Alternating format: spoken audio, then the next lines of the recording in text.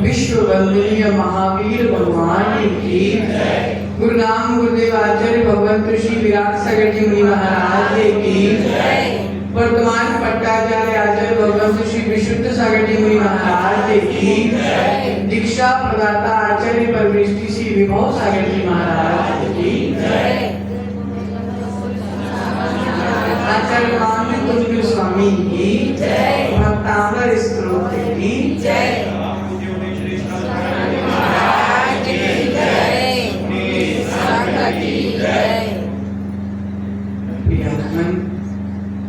भक्तांबर स्तोत्र की चर्चा चल रही थी। आज हम छठवें काव्य के बारे में जानते हैं। पहले उच्चारण करेंगे फिर आगे की बात करेंगे। अल्पश्रुतं श्रुतवतां परिहास धाम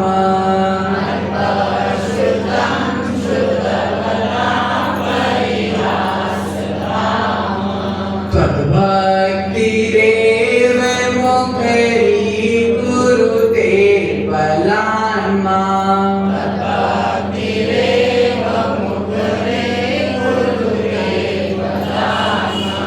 यत्कोकिलः किलमतो मधुरं विरौति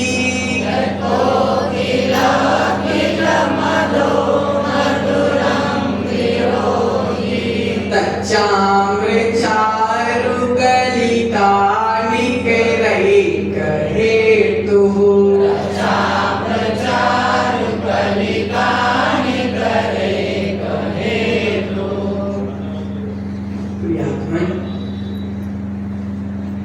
आचार्य मानतुंग स्वामी छठवें काव्य में लिख रहे हैं अल्पश्रुतम। क्या लिख रहे हैं भैया? अल्पश्रुतम।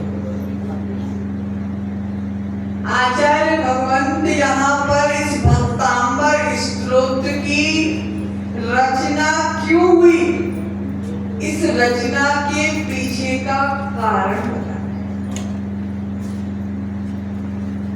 आचार्य मानतुंग स्वामी इस रचना को करते हुए कर्तापन नहीं दर्शाए। क्या कह रहे? हे आदिनाथ भगवान, मैं अल्पज्ञ हूं। हे आदिनाथ भगवान, मैं अल्प ज्ञानी हूं। शास्त्रों का ज्ञान विशेष कुछ मेरे को नहीं है, लेकिन आपकी स्तुति करने को मैं तैयार हूं। मुझमें कोई खास ज्ञान नहीं है, मैं तो अज्ञानी हूं, अल्प ज्ञानी हूं, फिर भी मैं आपकी स्तुति के लिए तैयार।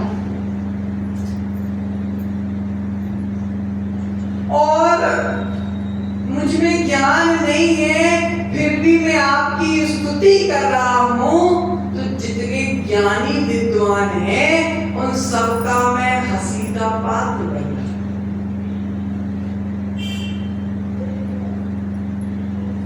हूं। जिसको पानी में तैरना नहीं आता हो भैया, और अगर वह नदी में कूदे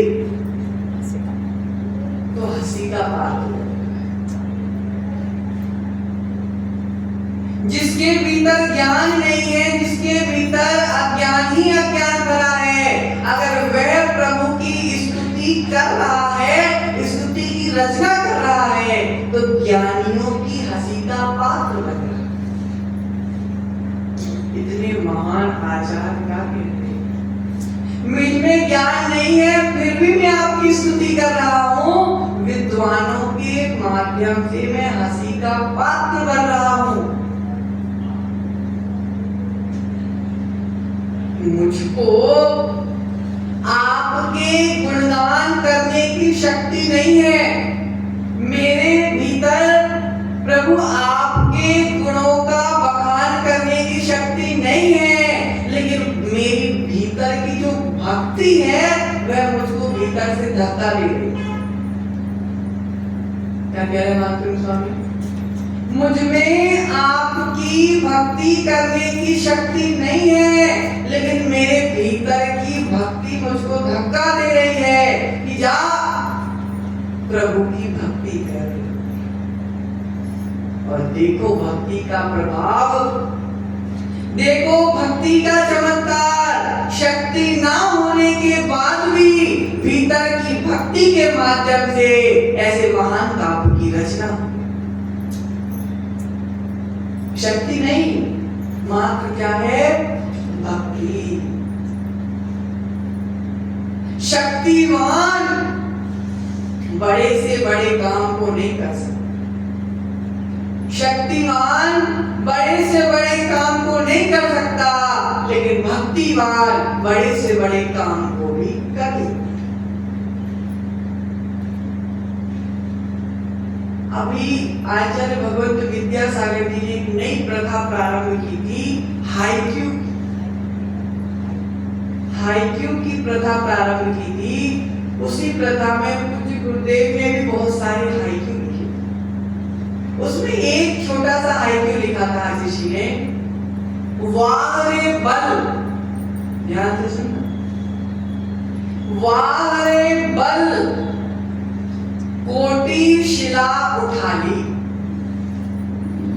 वाह रे बल कोटि शिला उठा ली, लेकिन तूने पिच्छी नहीं उठा पाई।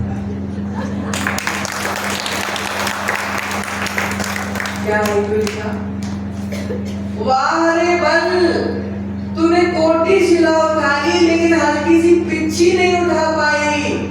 ओह, शरीर के बल से पहाड़ उठा सकते हो, लेकिन भक्ति के बल से पिच्छी उठा। यही चर्चा मानव स्वामी करते कि शक्ति नहीं है लेकिन भक्ति है। एक उदाहरण के माध्यम से कह रहे हैं, कोयल हमेशा मौन रहती, लेकिन जब बसंत का महीना आता है, जब बसंत का काल आता है, जब आम में बोर आ जाती है, आम में क्या आ जाती, मंजरी आ जाती है, बोर आ जाती है, आम में वो फूल आ जाते हैं जो बाद में क्या बनेंगे, आम बनेंगे। जिस प्रकार कोयल साल भर में बसंत को छोड़कर मौन रहती है, लेकिन बसंत के महीने में, वसंत के काल में जैसे ही आम के वृक्षों में बोर आती है, कोयल अपने आप कूकने लगती। कोयल कह रही है, कोयल कह रही है क्या, कि मैं बोलती नहीं, लेकिन मेरे बोलने का स्रोत बन गया वह आम की मंजरी। मैं नहीं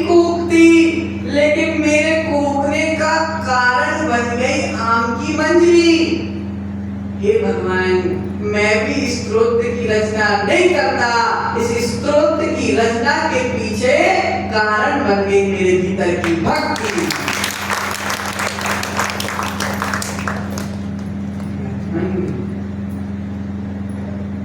शास्त्रों में अगर औदायिक भाव के हिसाब से देखा जाए तो जब तक केवल ज्ञान नहीं हो जाता, जब तक व्यक्ति ज्ञानी नहीं बनता।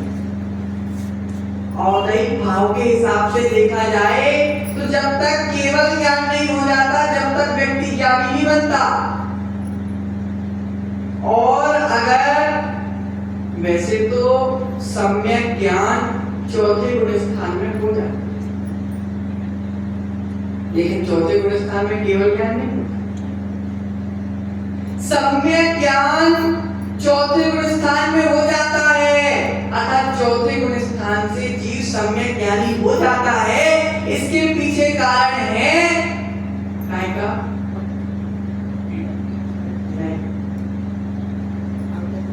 इसके पीछे कारण है ज्ञानावरणी कर्म का क्षय, क्षयोपशम और उपशम। जब चौथे गुण स्थान में भी ज्ञानी कह दिया, और पूर्णतः ज्ञानी जब तक केवल ज्ञानी हो जाता, जब तक व्यक्ति ज्ञानी नहीं होता। तो यहाँ मान तुम स्वामी कहना चाह रहे हैं अभी मुझे केवल ज्ञान नहीं हुआ, इसलिए मैं ज्ञानी नहीं हूँ, अज्ञानी, अल्प ज्ञानी हूँ, छमस्त ज्ञानी हूँ। देखो भैया ज्ञान नहीं है लेकिन भक्ति है। मांग तुम स्वामी मात्र एक रात जेल में बंद रहे, मांग तुम स्वामी एक रात, ऐसी चर्चा आई है यहाँ पे, एक रात। अर्थात मान तुम स्वामी की भक्ति की शक्ति देखो महेंद्र जी, रात भर में, यहाँ पे तो बोला एक मुहूर्त में, एक मुहूर्त में भक्ति की शक्ति के माध्यम से इतने महान काव्य की रचना हो गई। कमरे में, जेल में 48 सालों में बंद थे, और जैसे ही स्तोत्र की रचना हुई बाहर निकल कर बैठे।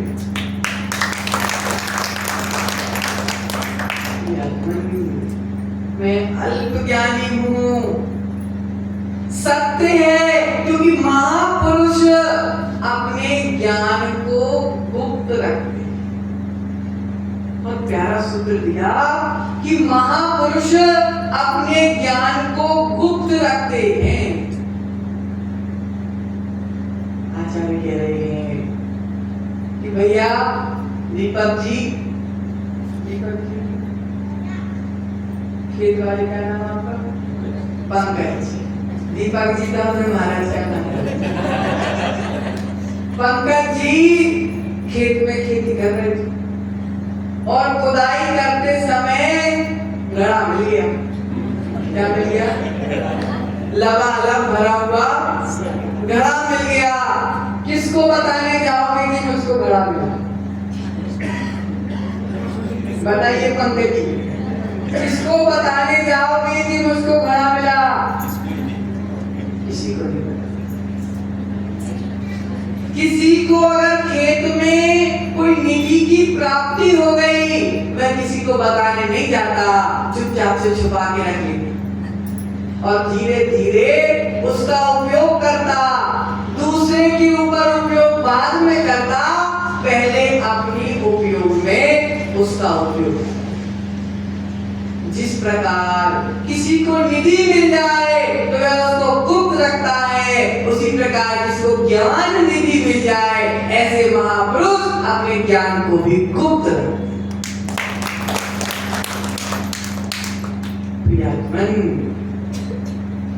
आचार्य कह रहे हैं कि कारण कैसा भी हो, परिस्थिति कैसी भी हो, लेकिन मन स्थिति नहीं बिगड़ना चाहिए। मानते स्वामी 48 सालों में बंद, जेल में बंद एक महापुरुष महाव्रती जेल में बंद, एक महान संत जेल में बंद, लेकिन परिस्थिति तो बिगड़ गई थी, लेकिन मुनिराज की मनः स्थिति नहीं बिगड़ी। उनको ये बात पता थी कि मेरा शरीर बंधा है, मैं नहीं कर सकता।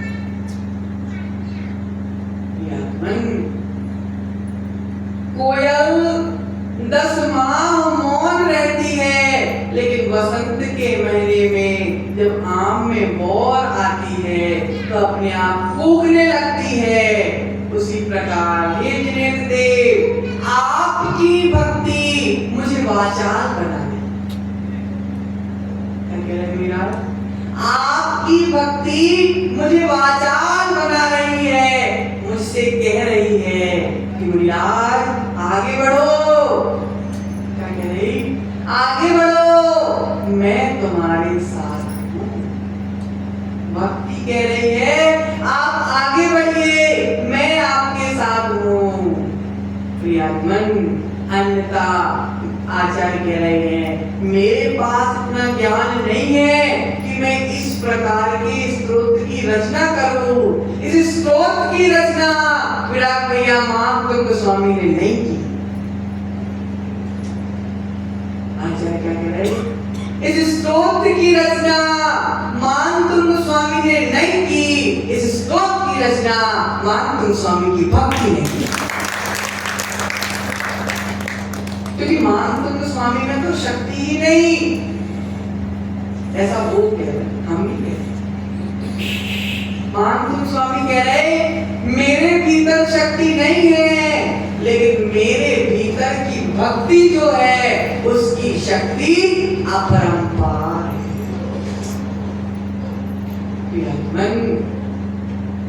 महात्मा गोस्वामी के ऊपर इतनी विकट परिस्थिति आ गई भैया, इतनी बुरी स्थिति आ गई, लेकिन महात्मा गोस्वामी ने राजा को दोष नहीं दिया।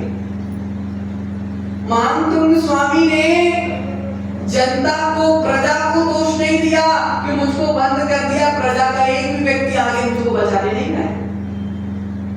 महात्मा गोस्वामी ने राजा को, पहरेदारों को, किसी को दोष नहीं दिया, क्योंकि उनको पता था किसी को दोष देना सज्जन पुरुष की पहचान नहीं। महात्मा गोस्वामी को पता था भैया कि किसी को दोष देना सज्जन पुरुष का काम नहीं है। दोष देना मूर्खों का काम है। दोष देना मूर्खों का काम है और अपने भावों को संभालना महापुरुषों का। उस समय वह दोष नहीं दे रहे थे, अपनी आत्मा को खोद रहे थे। वह उस समय किसी को दोष नहीं दे रहे थे, अपने कर्मों को दोष दे रहे थे।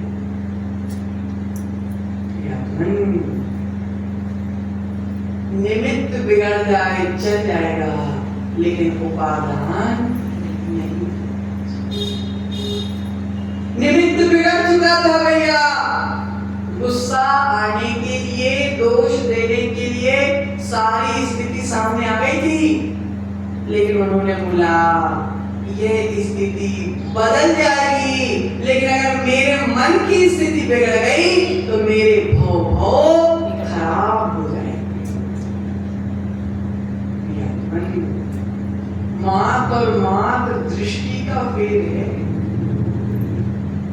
मात्र और मात्र दृष्टि का फेर है।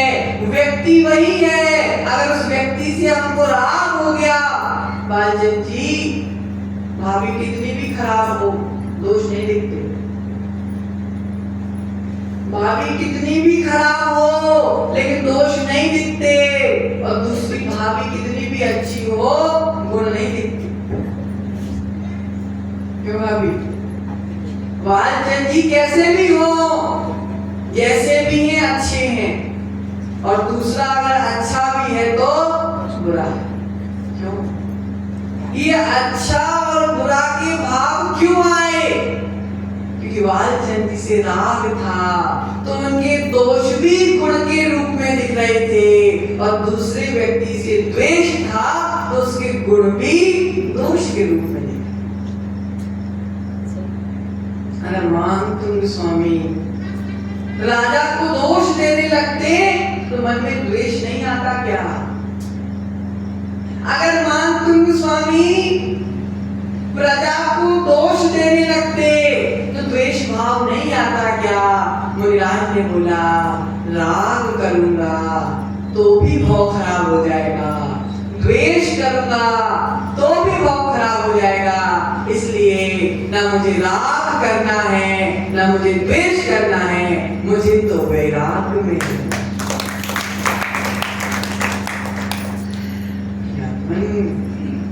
दृष्टि नजरिया।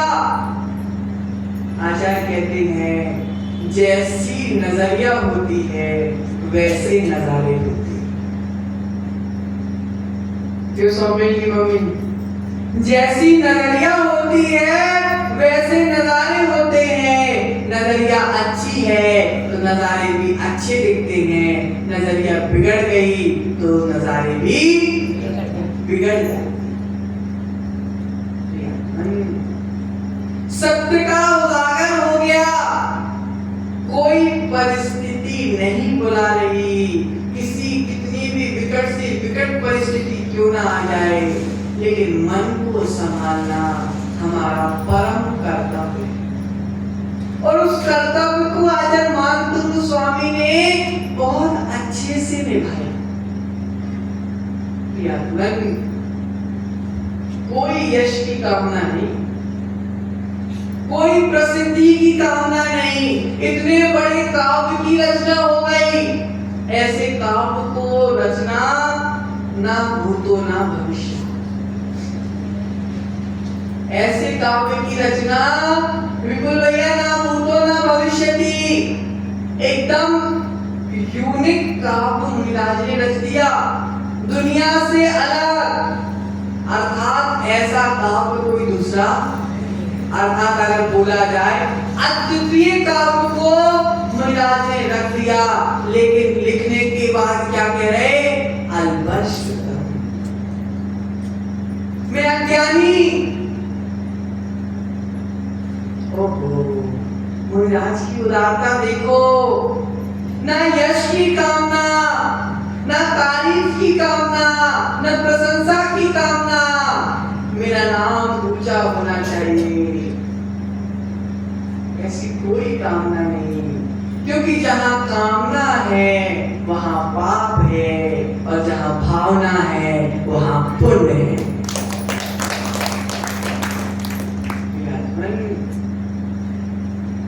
उपादान का कारण क्या है? उपादान कारण क्या है? उपादान कारण तो केवल और केवल भीतर की अंतरंग की भक्ति। आचार्य कह रहे हैं निमित्तों का तो काम ही ऊंचा नीचा होना है, निमित्तों का तो काम ही ऊपर नीचे होना है, निमित्तों का काम ही अलग अलग होना है, लेकिन उपादान को संभालना हमारा कर्तव्य है। मानतुंग स्वामी के सामने चिंटू भैया किसी भगवान की प्रतिमा नहीं थी। मानतुंग स्वामी के जेल में कोई मंदिर नहीं था, निमित्त कोई भी नहीं था, लेकिन उपादान मजबूत था, तो बिना भगवान के भी इतनी विशाल भक्ति की रचना हो गई। और हमारे पास तो मंदिर है, प्रभु है, एक वेदी नहीं, 5-5 वेदी, एक भगवान नहीं, 200, 250, 300 भगवान, गुरु है, देव है, शास्त्र है। मुनिराज के पास तो कुछ नहीं था, केवल जंजीर ही जंजीर थी। काली कोठी, जेल, जंजीरी जंजीर, ना मंदिर था, ना प्रभु की प्रतिमा थी, ना प्रभु के द्वारा कही गई जिनवाई थी, ना कोई गुरु का साथ था। निमित्त तो कुछ भी नहीं था, निमित्त क्या बनी? जंजीरें। लेकिन उपादान मजबूत रहा। हमको निमित्त मिलने के बाद भी भक्ति नहीं आई, और देखो मानतुंग स्वामी को निमित्त ना होने के बाद भी इतना महान स्तोत्र की रचना हो गई।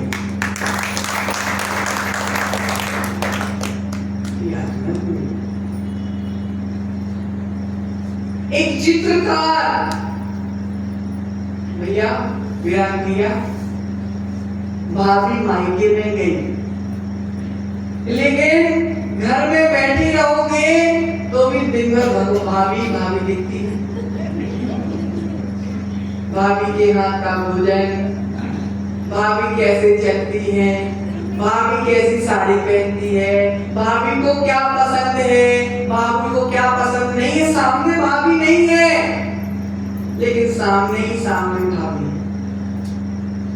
क्यों? क्योंकि भाभी यहाँ बैठी। कहाँ बैठी? जो यहाँ बैठा हो वह सामने हो या ना हो, लेकिन उसके सारे रूप रंग हमारे सामने आ जाए। उसी प्रकार मानतुंग स्वामी के सामने भगवान नहीं थे, लेकिन मानतुंग स्वामी के यहाँ पर भगवान बैठे थे। भगवान न होने के कारण भी भगवान के सारे गुणों का बखान।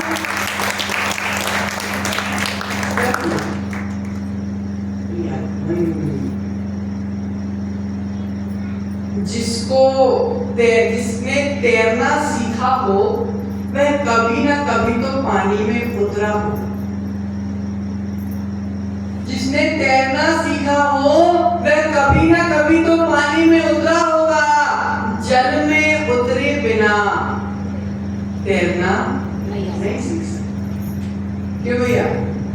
जल में उतरे बिना तैरना नहीं सीख सकता, क्योंकि जब तक अनुकूल कारण नहीं मिलेगा, जब तक कार्य होने वाला, जब तक जल रूपी कारण नहीं मिलेगा, जब तक तैरना रूपी कार्य होने वाला। जल में उतरे बिना, जल में उतरे बिना जीव तैरना नहीं सीख सकता। भक्ति में उतरे बिना भक्त कभी भगवान नहीं बन सकता।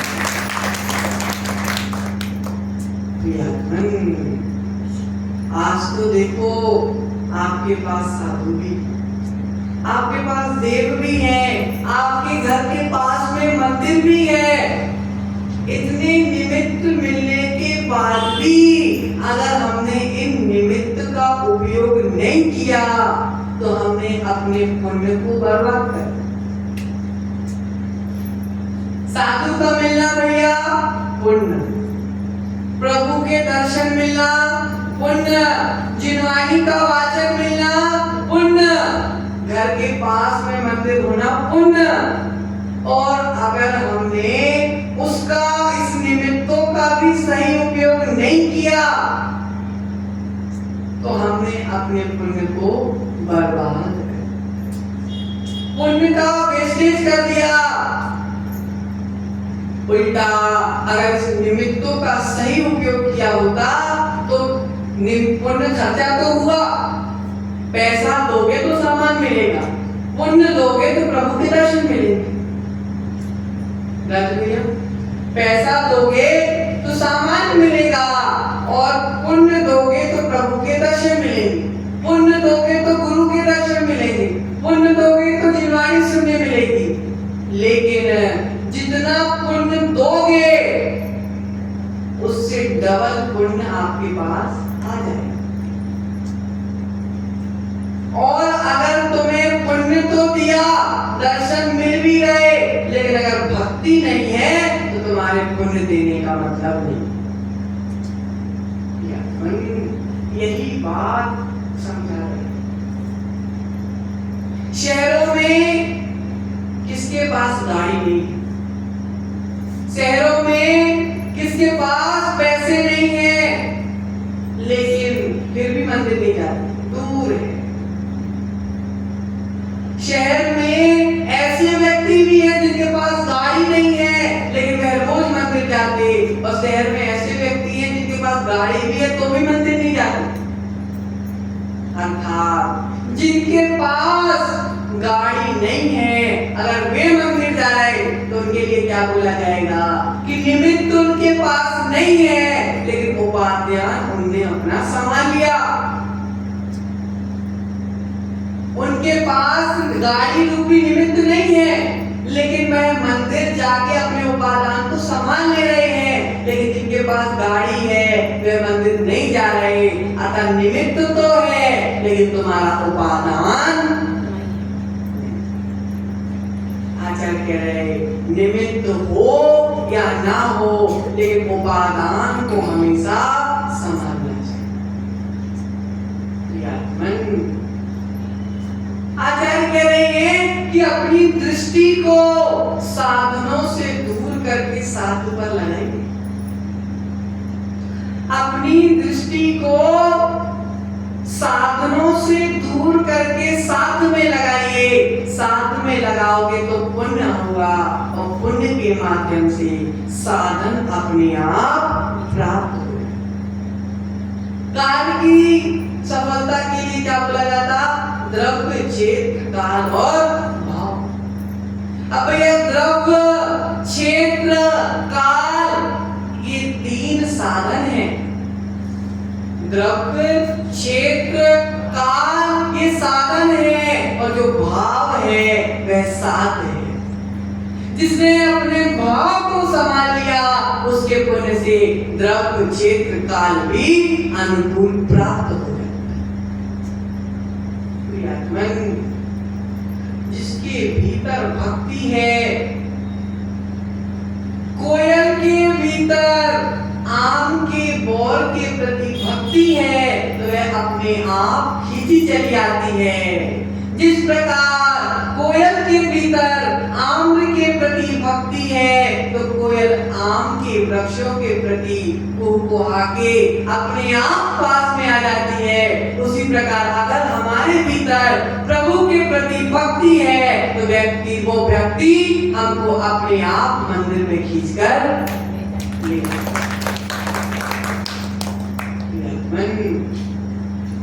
चाहे शरीर स्वस्थ हो या ना हो लेकिन अगर भक्ति स्वस्थ है तो मंदिर आने में कोई मुश्किल। जो कहते हैं कि घुटने दर्द होते हैं, जो कहते हैं कि तबीयत खराब है, जो कहते हैं कि शरीर साथ नहीं देती, आचार्य कह रहे हैं शरीर ने साथ बाद में छोड़ा, तुम्हारी भक्ति ने तुम्हारा साथ छोड़ा। कितने भी थके हो, कितने भी थके हो, लेकिन अगर मन में भक्ति है तो अपने आप सुबह 5 बजे उठकर तैयारी में जुट जाए। शरीर कितना भी बुखार चढ़ा हो लेकिन मंदिर जाना, चौका लगाना है, गुरु के पास जाना है, ये सब क्यों? शरीर की शक्ति काम नहीं कर रही, ये तुम्हारी भक्ति की शक्ति का।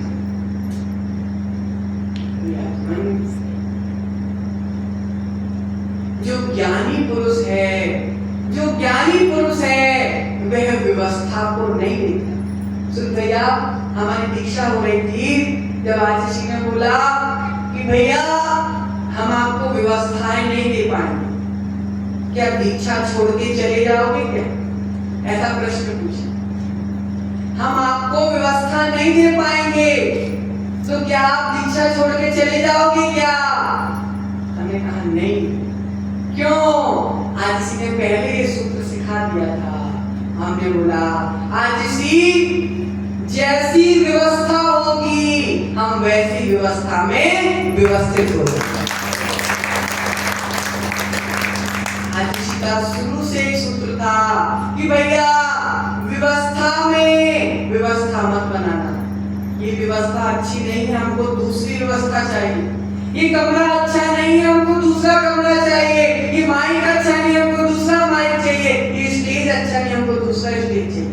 नहीं, आज इसी ने बोला व्यवस्था को ज्यादा व्यवस्था में नहीं ढूंढना, जैसी व्यवस्था मिले वैसी व्यवस्था में व्यवस्थित हो जाना, क्योंकि अगर व्यवस्था में फंसोगे तो संकेत में चले जाओ। अब ये मंच अच्छा नहीं बना भैया, अब अगर हम सोचेंगे कि ये मंच अच्छा नहीं बना, ये मंच अच्छा नहीं बना, ये मंच अच्छा नहीं बना, तो हम संकेत में चले जाएंगे। तो आचार्य व्यवस्था में फंसोगे तो संकलेश में चले जाओगे, लेकिन जैसी व्यवस्था में व्यवस्थित होगे विशुद्धि में चले जाओगे। अभी मंच अच्छा नहीं बना तो क्या हुआ, जिनवाणी तो अच्छी हो रही, मंच से क्या करना, जिनवाणी से महान स्वामी ने व्यवस्था नहीं देखी, व्यवस्था देखते तो रोने बैठ जाते, मुझको जेल में बंद कर दिया, मुझ पर 48 तारे लगा दिए। अगर व्यवस्था देखते तो संकलेश में चले जाते, ये कहावत हमारे सामने नहीं ना पाती। लेकिन महान स्वामी ने व्यवस्था नहीं देखी, जैसी परिस्थिति वैसे में अपने आप को ढाल लिया और महान काव्य भक्तांबर की रचना हो गई।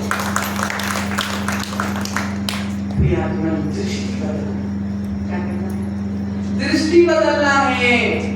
आचार्य कह रहे हैं एक माँ के 2 पुत्र हुए, एक पुत्र को गोद ले लिया ब्राह्मण ने, एक पुत्र को गोद ले लिया शूद्र ने।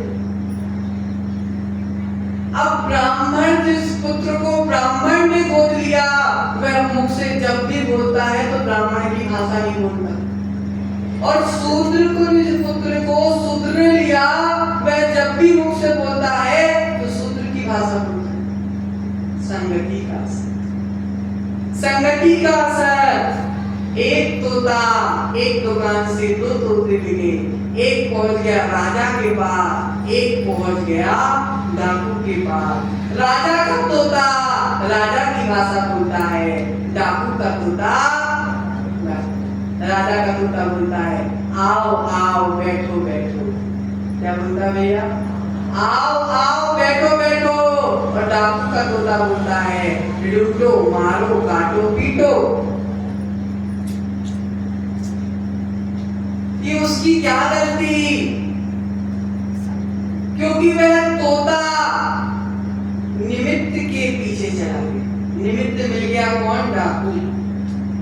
तोते को निमित्त मिल गया, डाकू निमित्त के पीछे चला गया तो लूटो मारो काटो पीटो बोल रहा है।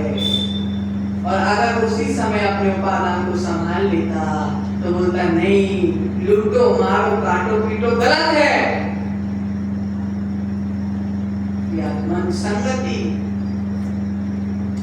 महान स्वामी ने उस समय संकलेशता की संगति नहीं की, महान स्वामी ने उस समय जिनवाणी की संगति की। इसलिए बाहर जो हो रहा है होने दो, कोई मतलब नहीं, भीतर में कुछ नहीं होना चाहिए। प्रियात्मन, जब तक हमारे भाव उत्तम नहीं रहेंगे, जब तक हम किसी उत्तम कार्य को करने में सक्षम नहीं रहेंगे, भावों को उत्तम बनाओ, भाव हमारा अपने आप उत्तम हो जाएगा। आप रोज आत्मा के अंदर जाइए, बिस्तर में सोने से पहले केवल 10 मिनट अपने लिए दीजिए कि मेरे भाव कब कब खराब, मेरे भाव कब कब खराब हुए। अगर हम उसके लिए बोला जाएगा भैया सेल्फ एनालिसिस। क्या बोला जाएगा, सेल्फ एनालिसिस। अर्थात मैंने दिन भर में मेरे भाव कहां खराब हुए। अगर ये बात को हम रोज सोच के सोएंगे ना, अगले दिन जब वह स्थिति बनेगी, जब हमको याद आ जाएगा अरे कल यहाँ भाव खराब हुए थे, आज मेरे भाव यहाँ पे खराब नहीं होना चाहिए।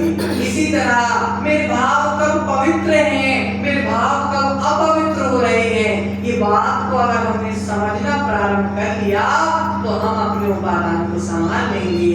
निमित्त पर ध्यान नहीं देना, उपादान को जुटाना है। निमित्त को नहीं जुटाना, उपादान को जुटाना है। अगर उपादान को जुटा लिया तो शुभ निमित्त अपने आप जुट जाया करते हैं। इसीलिए आचार्य श्री ने क्या इसका अनुवाद किया, मैं और देख लीजिए पर अभी हंसी का पात्र बनूंगा मैं विद्वानों से, भक्ति आपकी बुला रही है हम अनजानों से।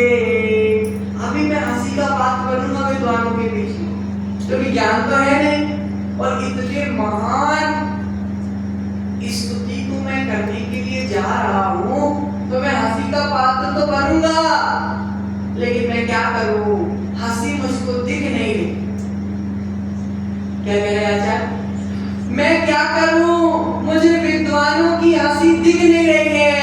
मेरी मन की भक्ति के आगे विद्वानों की हंसी भी फीकी पड़ गई। मेरी भक्ति इतनी मजबूत है कि विद्वानों की हंसी भी फीकी पड़ गई, कमजोर पड़ गई।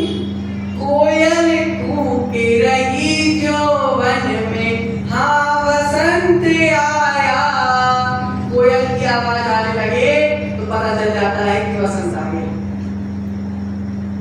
कोयल की आवाज आने लगे तो पता चल जाता है वसंत आया। अरे आम्र की सुंदर कलिका ने मन उमड़ाया। मन, कोयल का मन आम की कलिकाएं खींच रही। कोयल के मन को आम की कलिकाएं उमड़ा रही है। उसी प्रकार हे भगवान, मेरे भीतर की भक्ति मेरे मन में आपकी भक्ति को उमड़ा रही है। इसी मंगल भावना के साथ परम पूजनीय आचार्य श्री विभो सागर जी महाराज की जय।